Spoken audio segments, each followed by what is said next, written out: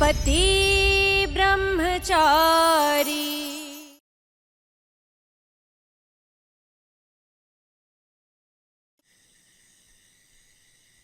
మీతో మళ్ళీ చెప్తున్నాను, ఆలోచించుకోండి. కులదేవత పూజ చాలా కష్టంగా ఉంటుంది. అక్కడ గుడి చుట్టూ తిరగాల్సి వస్తుంది. అది మీరు ఈ శారీ కట్టుకొని వెళ్ళాలంటే చాలా ఇబ్బందిగా ఉంటుంది మీకు. ఇప్పుడున్న మీ పరిస్థితిని చూడండి. కాళ్ళకి మంది వేసుకున్నారు, ఎలా మీరు ఈ కాళ్ళతో నడుస్తారు? మనమో పని చేద్దాం, ఈ గుడికెళ్ళే ప్రోగ్రామ్ ని క్యాన్సిల్ చేసేద్దాం. 5 రోజులు చెప్పారు సర్లాంటి. 5 రోజుల్లో ఇప్పుడు 1 రోజు పూర్తిగా అయిపోయింది. ఈ ఒకే ఒక రోజు ఈషా ఎన్ని కష్టాలు పడిందో ఆ బాధ ఏంటో దాని మనసుకు తెలుసు. తనెంత ప్రయత్నించినా సరే దాన్ని నేనెప్పటికీ ఇంట్లో అసలు ఉండనివ్వను. చూడమ్మా బింద్య, అది ఎంత పూర్వీకుల గుడికెళ్ళి పూజలు చేసినా సరే నాకెప్పటికీ ఈ బింద్యానే నా ఇంటి కోడలుగా ఉండిపోతుంది.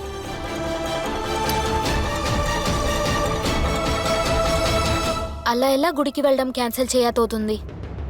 కోడలా,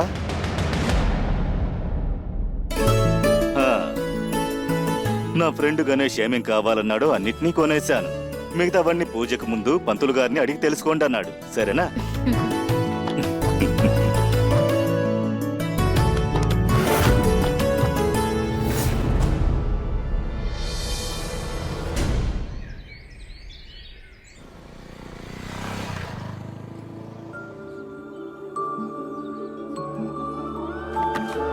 तू ना जरा सा भी मेरी तरह, ना कहीं से मैं तेरी तरह, मिलके भी दोनों हैं अजनबी, कैसी है ये दास्तां, ये दास्तां। మనం ఈ బండి తీసుకొని గుడికి వెళ్తున్నామా? అంటే పర్వాలేదు, కానీ నేను ఎలా కూర్చోవడం? అరే, దీనికి ఎందుకని బాధపడతారు? మీకు నేను అర్థమయ్యేలాగా చెప్తాను. మీరు అసలుకే స్మార్ట్ వేరే, టక్మని అర్థం చేసుకుంటారు. ఇలా చూడండి వదినా, ఇలా పట్టుకొని కూర్చొని తర్వాత ఇలా పట్టుకోవాలి, ఆ తర్వాత ఇలా అనుకోవాలి. అర్థమైందా? అలాగే హస్బెండ్ అండ్ వైఫ్ లాగా. లా లా లా లా లా లా. బాగా వాగావు కానీ దిగు. డోంట్ వరీ బ్రహ్మచారి గారు, నేను మిమ్మల్ని టచ్ చేయను.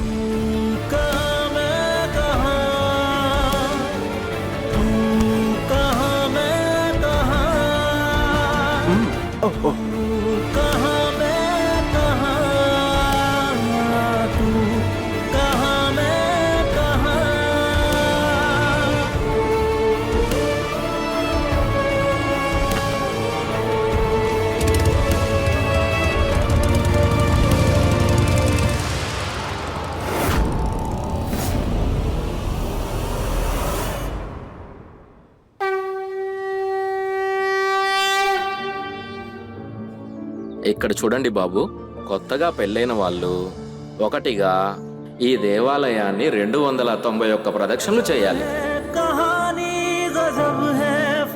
ఇద్దరం కలిసి కలసం పట్టుకొని ఎలా పూజ చేసేది? ఈయన ఒక బ్రహ్మచారి కదా, ఈయన టచ్ చేయకూడదు కదా.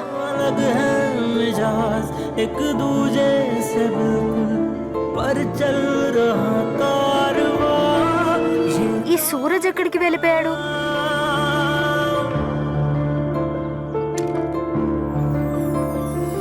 మీరు గుడి చుట్టూ తిరగాలంటే నా మాట విని ఇందులో కూర్చోండి. లేదు, నేను పర్వాలేదు చేసుకుంటాను. కూర్చోండి. నువ్వు వెళ్ళి కూర్చో అమ్మా. నువ్వు నిజంగా పెట్టి పుట్టావు, అందుకే ఇలాంటి భర్త దొరికాడు. पर लंबी है दूरियां, है दूरियां।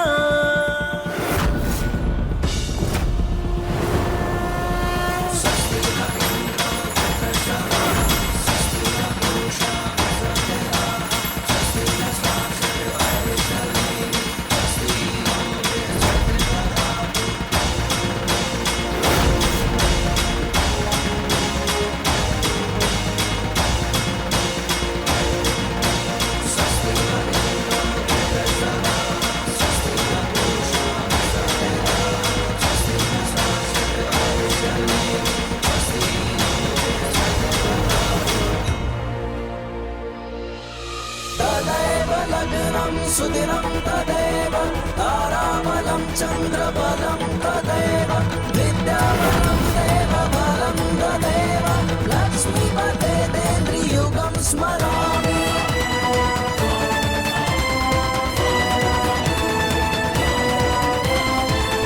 మంగళం భగవాన్ విష్ణు మంగళం గరుడధ్వజ మంగళం పుండరీకాక్ష మంగళాయ తనోహరి సర్వమంగళ మాంగళ్యే శివే సర్వార్థ సాధికే శరణ్యే త్ర్యంబకే గౌరీ నారాయణీ నమోస్తుతే సర్వమంగళ మాంగళ్యే శివే సర్వార్థ సాధికే శరణ్యే త్ర్యంబకే గౌరీ నారాయణీ నమోస్తుతే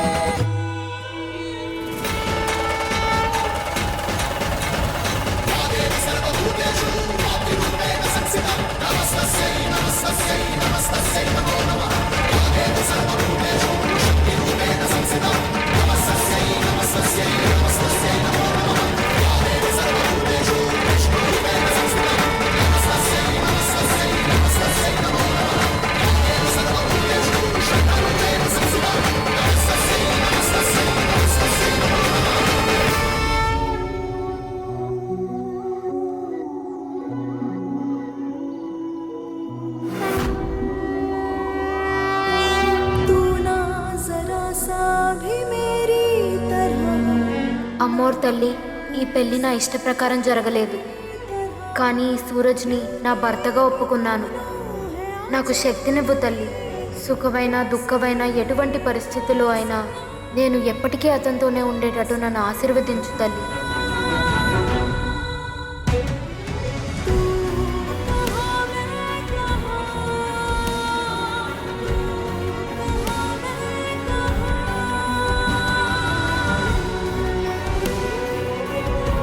బలవంతంగానే నేను మిమ్మల్ని పెళ్లి చేసుకున్నాను.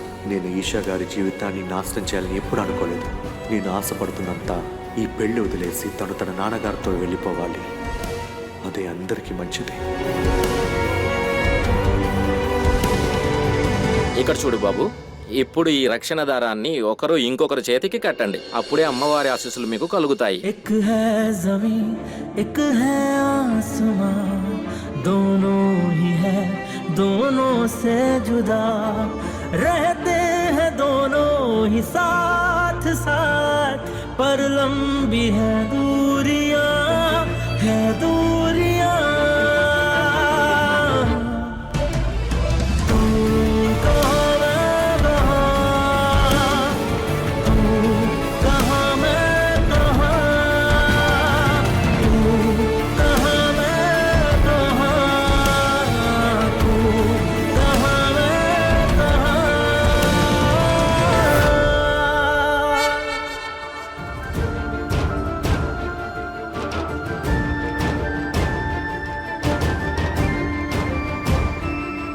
ఆ అమ్మవారు దయ వల్ల మీరిద్దరూ సంతోషంగా ఉండాలి. ఇద్దరు ఒకటిగా చూస్తే అందంగా ఉన్నారు.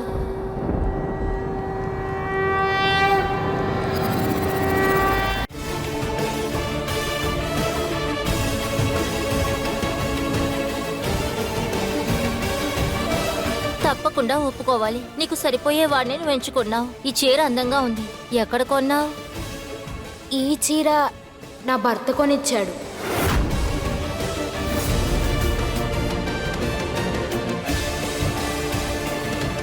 భర్త అన్న మాట విని విని విసుగు పుడుతుంది. దీని మనసులో ఏమనుకుంటుంది? చూసారా, భర్త అంటే అలా ఉండాలి. భార్య మీద ఎంత ప్రేమో.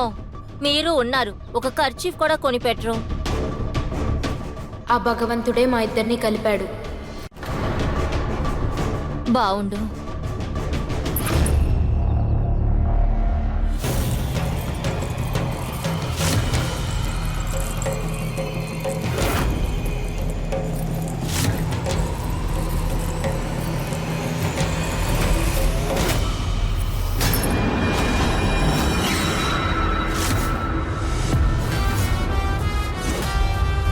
ఇప్పటి నుంచి ఈ ఏరియా మొత్తం నాది నాది మాత్రమే. దీని తర్వాత మనోహర్ పాన్ మసాలా బండి మన ఏరియాలో కనపడదండి. ఏయ్, నీకు కళ్ళు కనపడవు?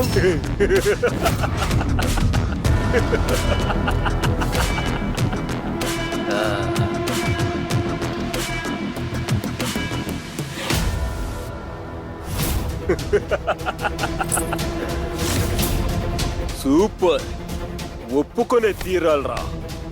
నువ్వా గులాబ్ సింగ్ కూతురినే పెళ్లి చేసుకున్నావా? పాపం ఆ గులాబ్ సింగ్ నువ్వొక బ్రహ్మచారివని తన కూతుర్ని చూసుకోమని నిన్ను పనిలో పెట్టుకున్నాడు. కానీ నువ్వేం చేసావు? తన నీ ప్రేమలో పడేసి నీ గుండెల్లోనే దాచిపెట్టుకున్నావు. నువ్వు గొప్పవాడివేరా. నేను కూడా విన్నాను, ఈ సిటీలోనే సూపర్ ఫిగర్ తనే అట కదా. నీతో మాట్లాడడం చాలా సంతోషంగా అనిపించింది.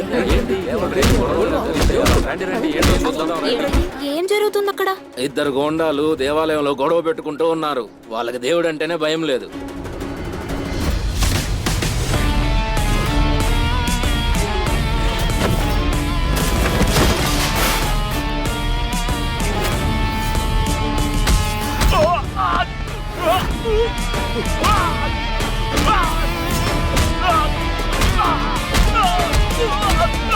సూరజ్, స్టాప్!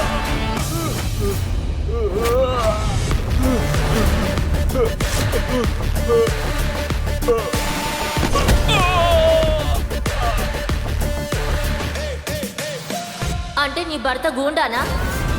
ఈ చీర, బొట్టు, గాజులు అన్ని రౌడీయిజం చేసే కొన్నారనమాట. ఇలాంటి వాడి బదులు అసలు పెళ్లి చేసుకోకుండా ఉండటం మంచిది.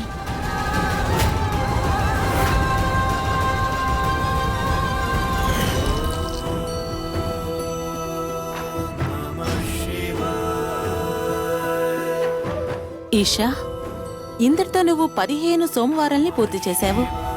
ఎలాంటి భర్త రావాలని కోరుకున్నావు? వదిన, భార్యాభర్తలు ఒకరి ఒకరికి నీడగా ఉంటారు. అంటే ఇద్దరి శరీరం, ఒకే ప్రాణం.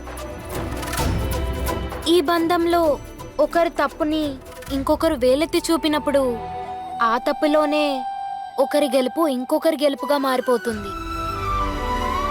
అందుకే నేను ఏం కోరుకుంటున్నానంటే నాకొక ఐఏఎస్ భర్త రావాలని. ప్రజలు చూసి నన్ను ఏమనాలో తెలుసా? అదిగో చూడు, ఐఏఎస్ భార్య వెళ్తుందని. పూజ అయిపోయింది కదా, బయలుదేరదావా?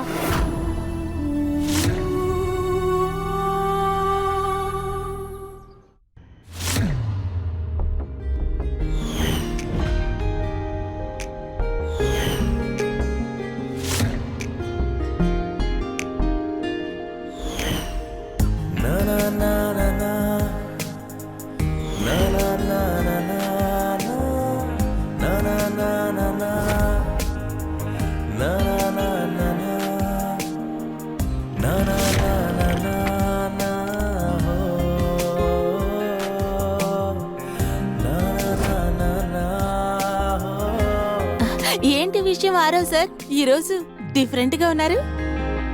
ఈ రోజు ఏమైనా స్పెషల్ డేనా? నిజమే, స్పెషల్ డే.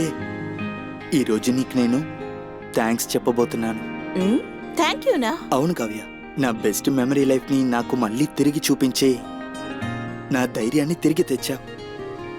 కావాలంటే చూడు, ఒకరోజు నేనే లేచి నా సొంతంగా నిలబడతాను. So thank you Kavya.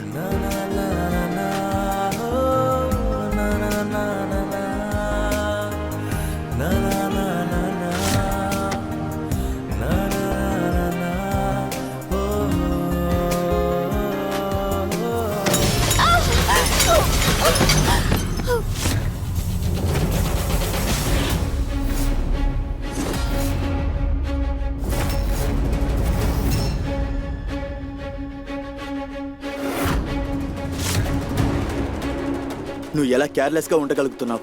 Khushbu pregnant గా ఉంది. ఒకవేళ నీ వల్ల తినికి ఏదైనా జరిగిందనుకో, ఇది ఇల్లు, గ్రౌండ్ ఏం కాదు. పని మనిషి అంటే పని మనిషిలా ఉండు. అనురాగ్ అన్నా ప్లీజ్. కావ్య ఏమీ పని మనిషి ఏం కాదు. సారీ సార్, నెక్స్ట్ టైం నుంచి ఈ పని మనిషి కంప్లీట్ చేసేటట్టు నడుచుకోదు.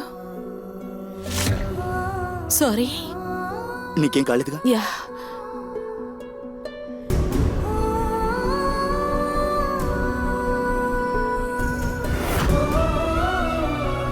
బిడ్డ మీద ఏంటి ఇంత ప్రేమ చూపిస్తున్నారు? ఎప్పుడు నేను ప్రెగ్నెంట్ కాదని తెలిసిపోతుందో అప్పుడు ఈయన ఏం చేస్తారో. బాబాయ్ వచ్చేసారు, బాబాయ్ వచ్చేసారు. సరే సరే, నువ్వు లోపలికెళ్ళి చదువుకో.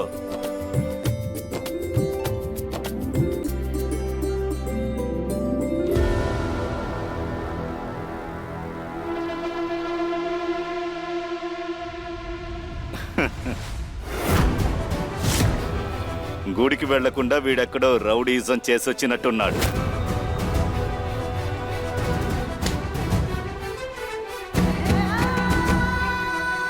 భగవంతుడా కాపాడయ్యా. సూరజ్ బాబు, ఈ దెబ్బలేంటి? బానే ఉన్నాను పెద్దమ్మ, నాకేం కాలేదు. అరే రౌడీకి ఏమవుతుంది? గుడైతే ఏంటి, బడైతే ఏంటి, అన్ని చోట్ల గొడవలు పడ్డమే కదా. నువ్వు బాగున్నావు కదమ్మా? మీరే బలవంతంగా పంపించారు. ఇప్పుడు చూడండి ఏమైందో.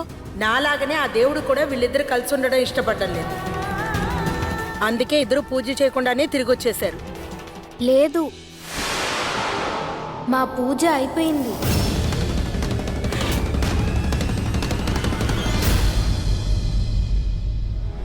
ఇదిగోండి ప్రసాదం.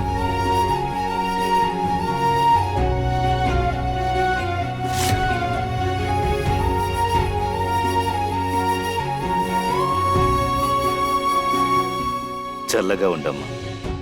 శభాష్, ఆ దేవుడే నిన్ను ఈ ఇంటి కోడలుగా పంపించాడు. వాడికి నిజంగా తలరాత చాలా బాగుంది. అందువల్లే వాడికి నువ్వు భార్యగా వచ్చావు. తప్పుగా మాట్లాడకండి మరిది గారు. ఇది అదృష్టం కాదు, నా కొడుక్కి పట్టిన పెద్ద దురదృష్టం. అందరికన్నా ఇదే దురదృష్టవంతురాలు.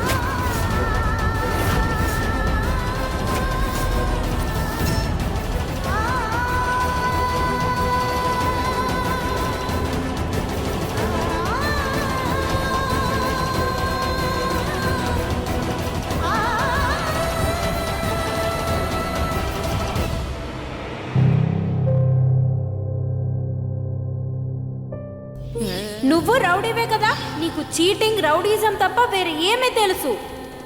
అంటే నీ భర్త గూండానా? ఈ చీర, బొట్టు, గాజులు అన్ని రౌడీజం చేసే కొన్నారనమాట.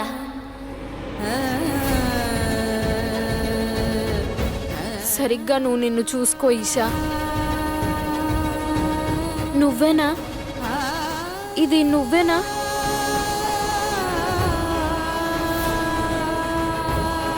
ఏం జరిగినా సరే నువ్వు ధైర్యాన్ని కోల్పోకూడదు. నీ ప్రతి బాధ్యతని చక్కగా నిర్వర్తించాలి. ఓ మహారాణి గారు, అలా బెడ్లో ఊరికే కూర్చొని ఉండకుండా వెళ్ళి బట్టలు ఆరేసే. వస్తున్నా అత్తయ్య.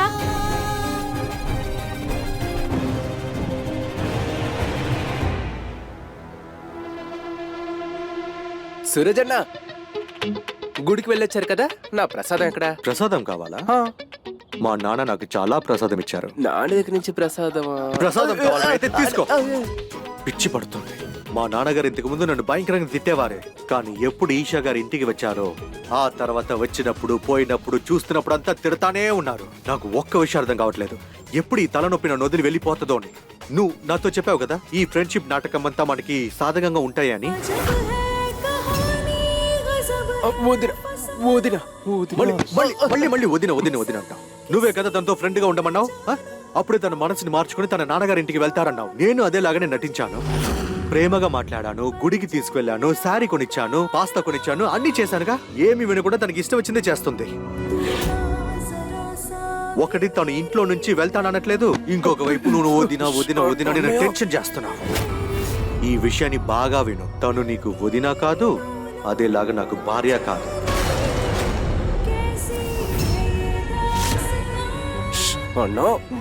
ఏంటి మళ్ళీ వదిన వదిన అంటావు?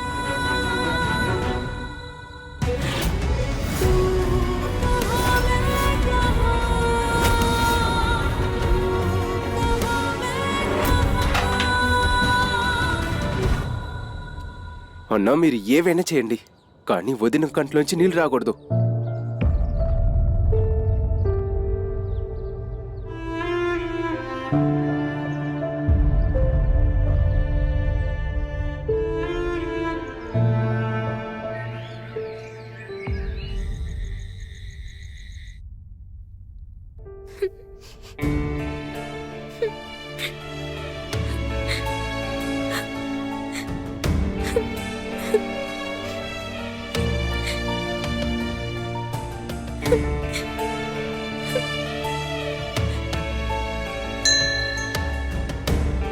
నా మాట వింటావా?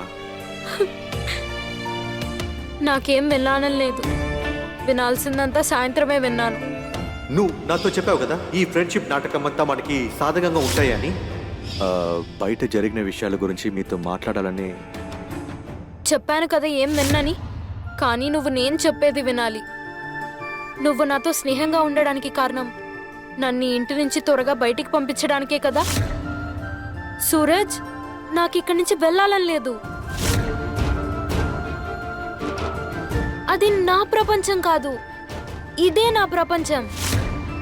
సూరజ్ ప్లీజ్, నువ్వు ఈ రౌడీజాన్ని ఆపేసేయ్.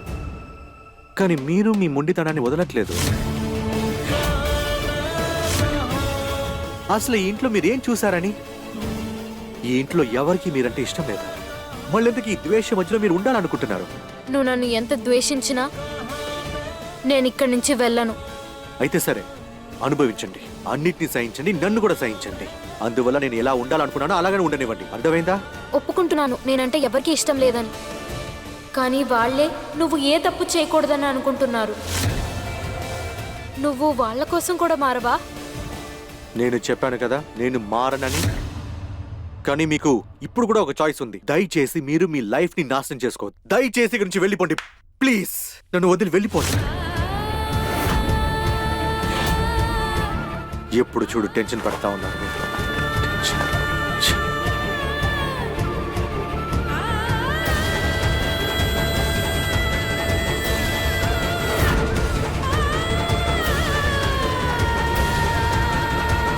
సరే వెళ్ళిపోతాను.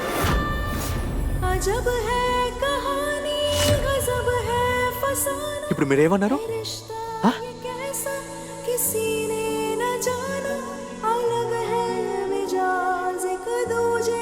అదే నువ్వు అడిగిందే నేను చెప్పాను. నేను ఇక్కడి నుంచి శాశ్వతంగా వెళ్ళిపోతాను. కానీ నాకు షరతు ఉంది. కండిషనా? ఎలాంటి కండిషన్స్? మీరు విధించిన కండిషన్స్ మొత్తం వింటాను. చెప్పండి నేనేం చెయ్యాలి? వచ్చే 48 గంటలు అంటే వచ్చే 2 రోజులు నువ్వు రౌడీజం చేయకూడదు. రాబోయే 48 గంటలు నువ్వు ఎటువంటి గొడవలకి వెళ్ళకూడదు సూరజ్. ఎవరిని కొట్టకూడదు, ఎవరిని బెదిరించకూడదు. రాబోయే 48 గంటలు నువ్వు రౌడీగా కాదు, ఒక మంచి మనసున్న మామూలు మనిషిగా బతకాలి. కొన్ని సంవత్సరాల క్రితం ఉన్న సూరజ్ లాగా నువ్వు మళ్ళీ మారి అందరికీ చూపించాలి. గర్వంగా అనుకున్న అలాంటి కొడుకులాగా నువ్వు మళ్ళీ మారాలి. సూరజ్, వచ్చే 48 గంటల్లో నువ్వు ఇలా మారి చూపిస్తే నేను నీకు వాగ్దానం చేస్తున్నాను, 48 గంటల తర్వాత నువ్వు నా ముఖం చూడాల్సిన అవసరం రాదు.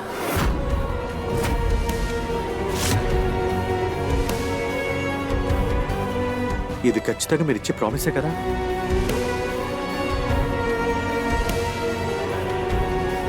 నిజంగా చెప్తున్నాను.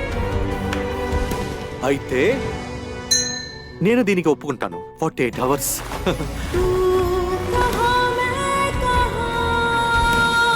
ఈ ఇంట్లో ఉన్నా లేకపోయినా అంకుల్కి తను కోరుకున్న కొడుకు దొరికినట్టే.